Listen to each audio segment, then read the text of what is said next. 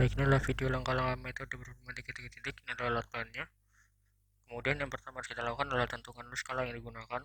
Di situ skala yang saya gunakan adalah 1:12,5, yang mana artinya 1 cm itu sama dengan 12,5 meter. Kenapa digunakan segitu? Karena disesuaikan dengan ukuran lembar kerja yang saya gunakan, itu papan tulis di situ.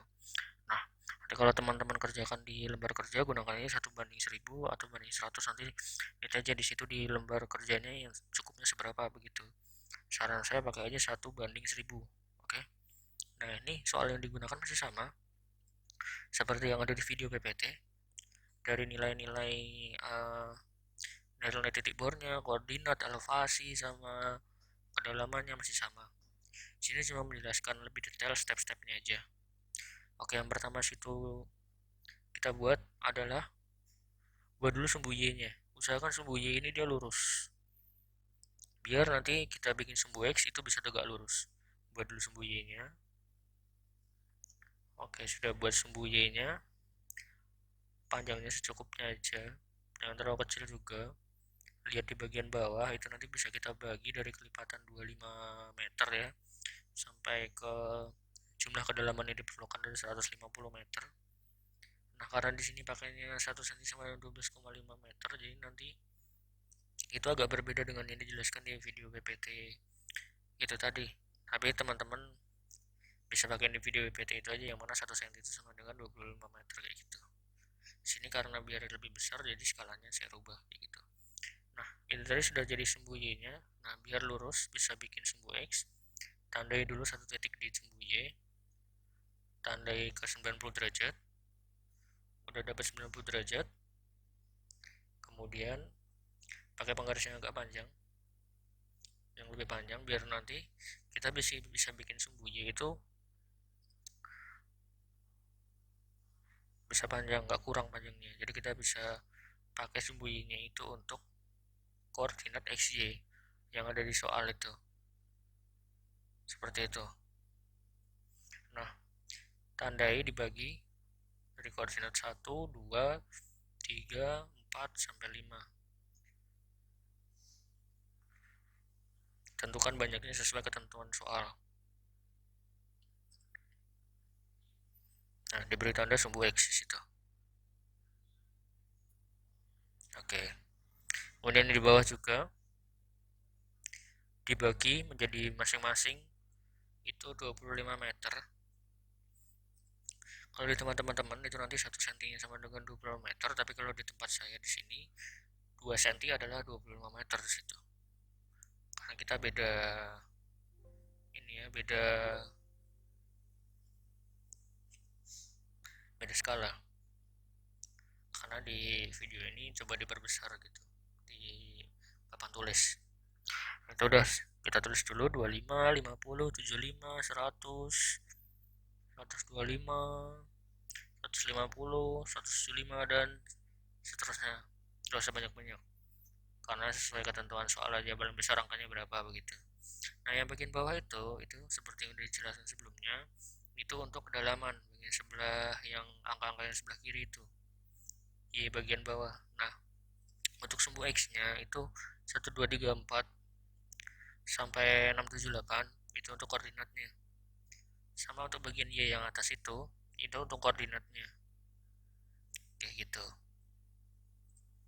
Sama juga dimulai dari angka 1, 2, 3, 4 sampai 6, 7, 8 begitu. Dibagi sesuai dengan skala, ingat sesuai dengan skala.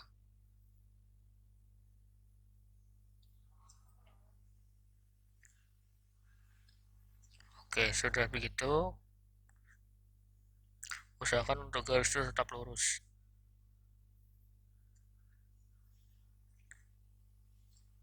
Dalam problematika titik ini seperti yang kita sudah jelaskan sebelumnya, goalsnya atau tujuannya adalah kita mencari suatu kedudukan batuan, yang mana kedudukan itu sendiri adalah dalam bentuk nilai strike-nya dan nilai dip-nya. Itu seperti yang sudah saya jelaskan sebelumnya. Di bawah itu adalah nilai kedalamannya. Nah, itu adalah koordinat.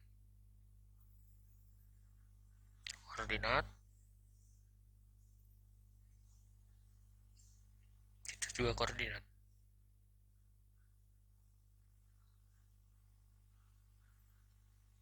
koordinat titik yang sebelah bawahnya itu kedalaman.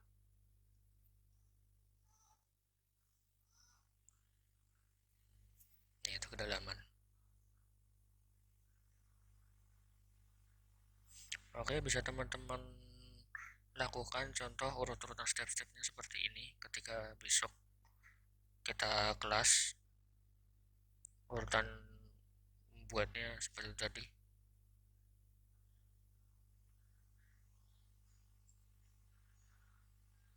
Nah, selanjutnya adalah kita coba memasukkan koordinat-koordinat dari MNO itu tadi ke koordinatnya masing-masing. Nah, perlu kita lihat juga bahwa masing-masing koordinat itu nanti akan menentukan lokasi dari titik-titik bornya itu sendiri tadi. Nah, yang pertama adalah titik M, titik bor M. Nah, titik bor M tadi koordinatnya berapa? Masukkan di situ. Plot dulu X-nya, garis putus-putus, kemudian plot Y-nya, garis putus-putus, lalu tentukan titik M-nya di situ.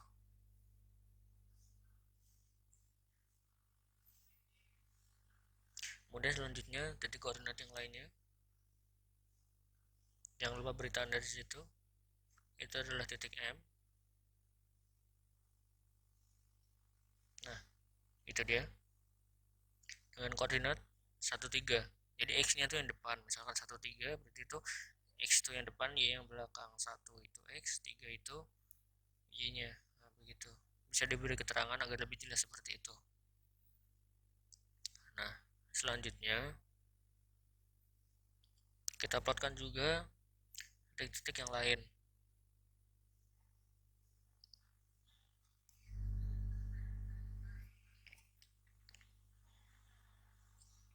Selanjutnya adalah titik Y.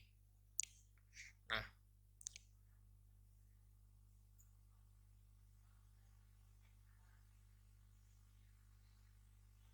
plotkan titiknya dari pertama dari sumbu Y. Kalau yang ini terserah teman-teman mau dari sumbu Y mau dari sumbu X, terserah.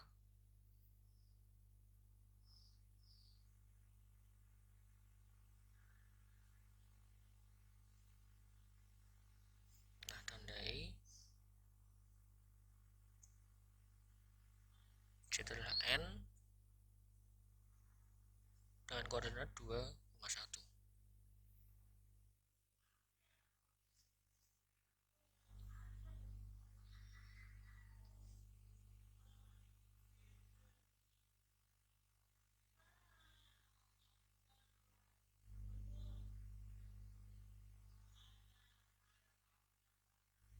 Dan selanjutnya buat juga plotkan titik O.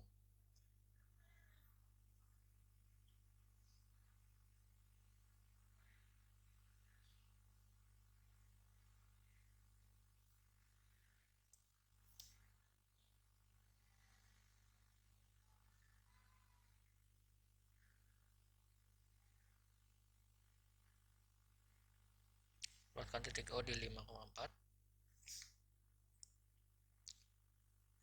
Itu 5,3 ya. Jadi mungkin bisa kita perbaiki dulu.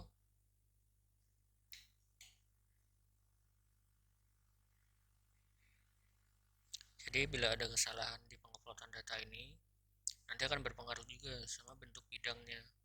Ketika bentuk ini nanti kalau jadi satu kan jadi bentuknya segitiga. Kalau kita salah ngeplot di situ, nanti bentuk segitiganya akan berbeda. Nanti akan berpengaruh ke nilai kedudukannya, kedudukan batuannya akan berbeda. Seperti itu kalau ada kesalahan. Itu tadi adalah contoh jika kita salah menguploadkan datanya. Seperti itu. Nah, ada benar nih 5,4, 5 di X, 4 di Y.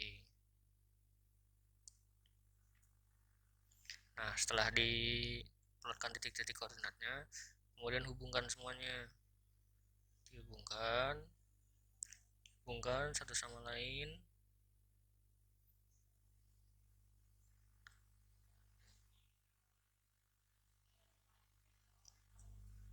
Nah, itu di permukaan. Jadi ini adalah gambaran di permukaan bahwa seorang geologis itu dia ngebor bor sama dirinya itu di koordinat sekian sekian sekian, titik n 0,3, n 2,1, o 5,4 begitu. Nah, selanjutnya dari titik-titik koordinat yang itu yang sudah diplotkan itu kita perpanjang garisnya itu ke bawah sampai ke nilai-nilai kedalaman. Nah, nilai-nilai kedalamannya itu sendiri karena elevasinya berbeda, kita harus coba menyamakannya dulu. Nah, itu sudah dijelaskan di PPT ini ya, di video PPT yang sebelumnya itu ya. Jadi untuk nilai M itu nanti dia kita pakai kedalamannya 25 meter. Nah, langsung diplotkan begitu.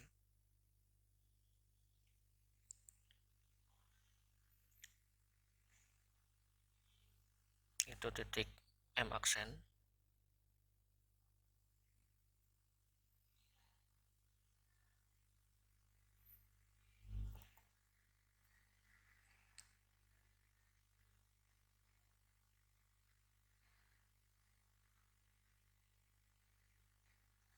Nah, selanjutnya yang titik N juga sesuai dengan kedalamannya dinilai 75 meter. Itu adalah N aksen. Nah, ini diberi nama dulu jadi M aksen.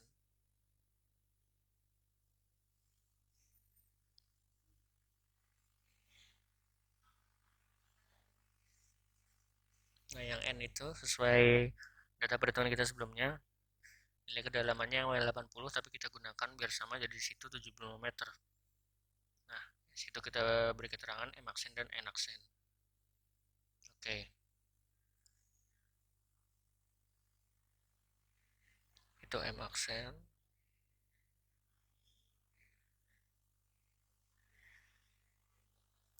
Itu N aksen.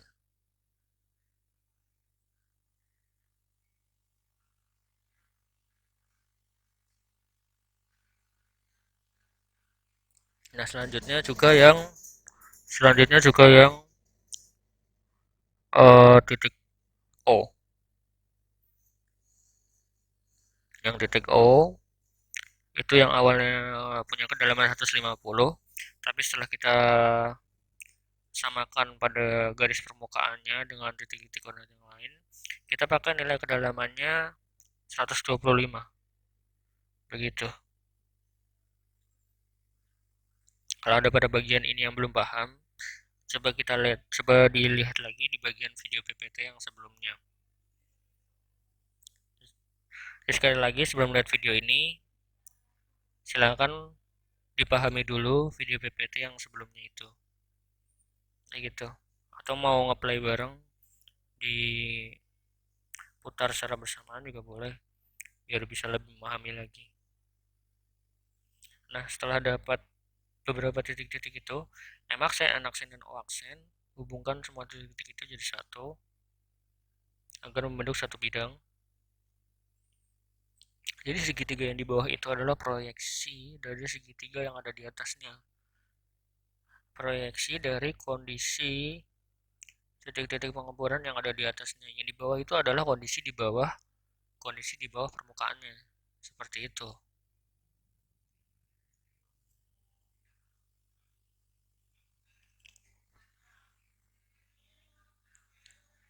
Dan di bawah itu adalah kondisi bawah permukaannya.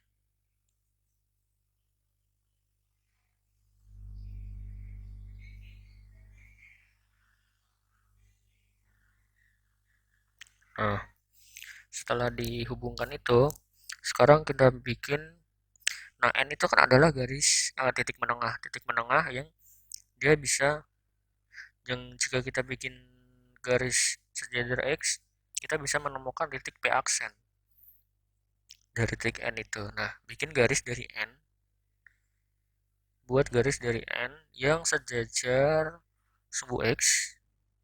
Nah, caranya adalah begitu pakai penggarisnya. Digeser ya. Nah,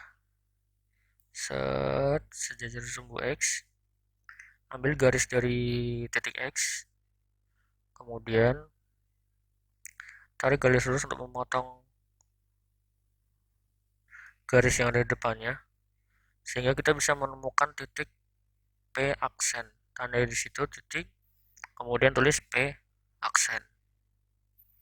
Nah, dari P aksen ini nantinya kita akan bikin nilai P.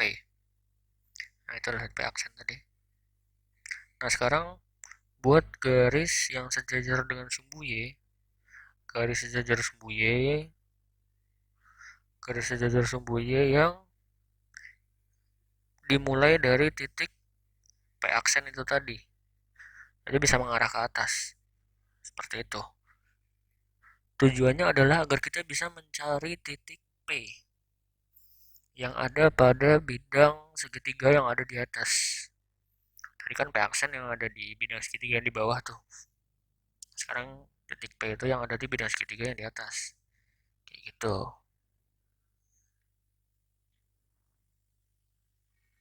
Nah, yang bagian atas itu. Nah, itu titik P. Seperti tadi ya. Kalau yang di bawah itu kan dia P aksennya kan dia ada di antara M aksen dan O aksen. Nah, berarti yang P tadi P aksen. Nah, berarti yang P itu juga sama. P itu ada di antara M dan O. Gitu. Ya memang itu garisnya dia melewati melewati bidang juga di nilai NO. Tapi kan kalau kita melihat dari P aksen di bawah itu dia ada di antara M aksen dan O aksen, berarti yang di atas juga sama. Nah, sekarang setelah dapat P, kita hubungkan titik P dengan N. Kita hubungkan titik N dengan P. Nah, gitu. Kita hubungkan, nah, terus diperpanjang. Nah, setelah diperpanjang, garis dari N ke P, terus diperpanjang lurus, misalkan lurus ya, itu nanti dia akan menjadi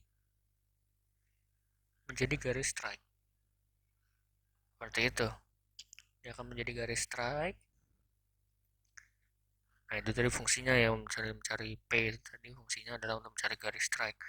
Karena dari nilai apa? Dari titik menengahnya si N tadi itu dihubungkan ke P, kita bisa membuat garis strike.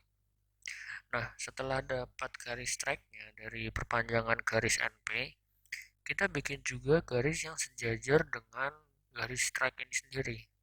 Oke, ini masih garis strike ya, kita belum mendapatkan nilai strike-nya. Mencari nilai strike masih nanti. Nah, itu yang sedang saya lakukan adalah membuat garis yang sejajar dengan garis strike, tapi dari titik M.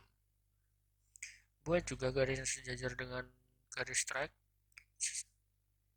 dimulai dari titik O. Buat garis sejajar garis strike, dimulai dari titik M dan O. Oke, udah ada 3 garis itu yang sejajar, yang saling sejajar satu sama lain. Yang mana garis kanan kirinya itu dia mengikuti atau sejajar dari garis yang di tengah itu. Yang mana garis di tengah itu adalah garis strike.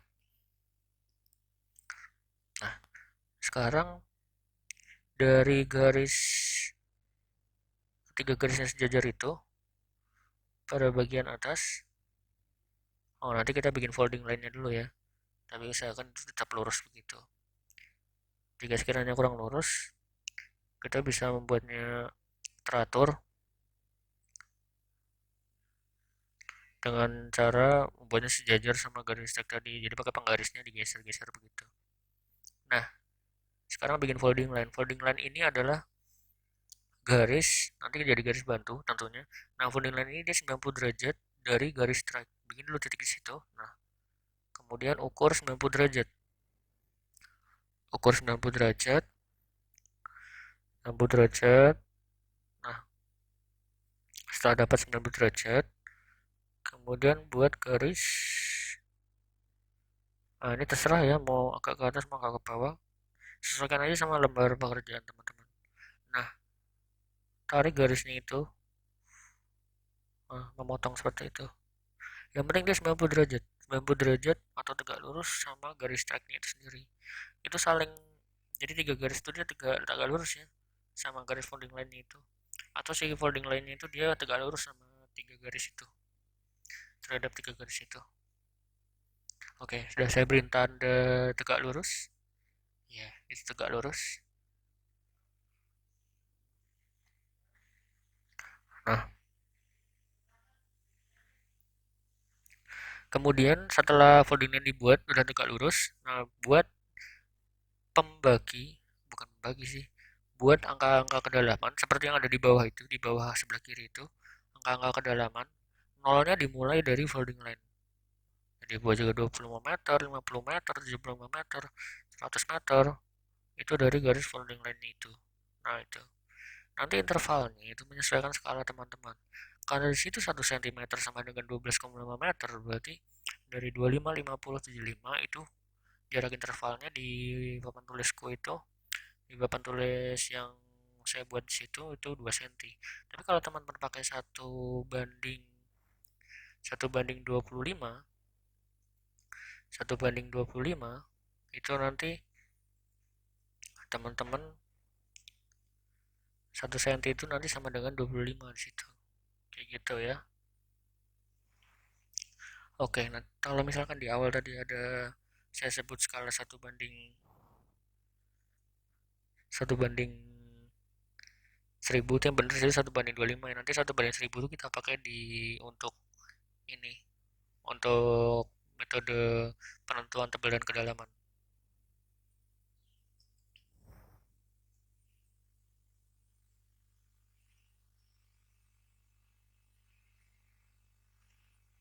Nah itu ya dari tunjuknya, itu adalah tekanan kiri saya adalah kedalamannya, yang kanan juga kedalaman sama-sama ya, 25 sampai 100 sampai 150.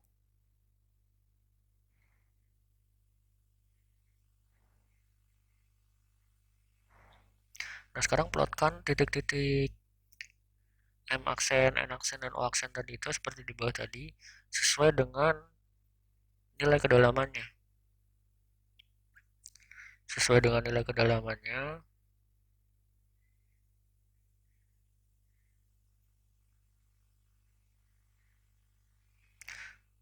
yang mana tadi nilai M aksen itu dia di kedalaman 25, terus yang N aksen itu di 75, terus yang O aksen itu di 125. Nah, jadi di ketiga garis itu dibuat nilai kedalamannya. Nah, jika sudah membentuk segitiga di situ, nah yang saya tandai di situ sebagai alfa di situ itu adalah nilai nilai dipnya. Nah, itu nilai dipnya. Nah, sekarang untuk penentuan strike-nya, bikin garis yang sejajar dengan sembuyi. Nah, itu sedang coba disejajarkan. Oke, ini ditandai dulu. Itu adalah dipnya. Nah, sekarang kita coba cari strike-nya.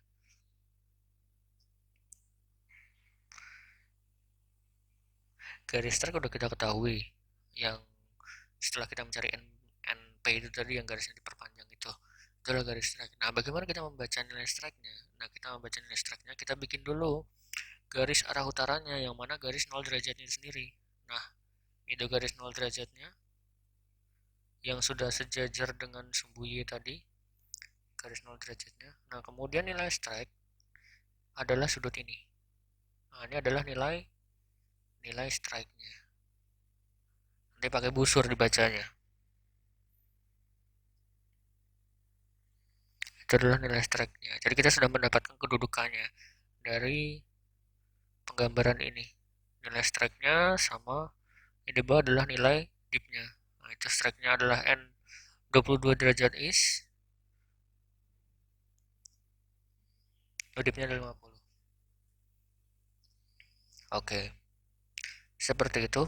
Seperti yang sudah saya jelaskan sebelumnya, goals dari problematika 3 titik adalah penentuan kedudukan batuan, agar kita bisa tahu keberadaan batuan di bawah permukaan.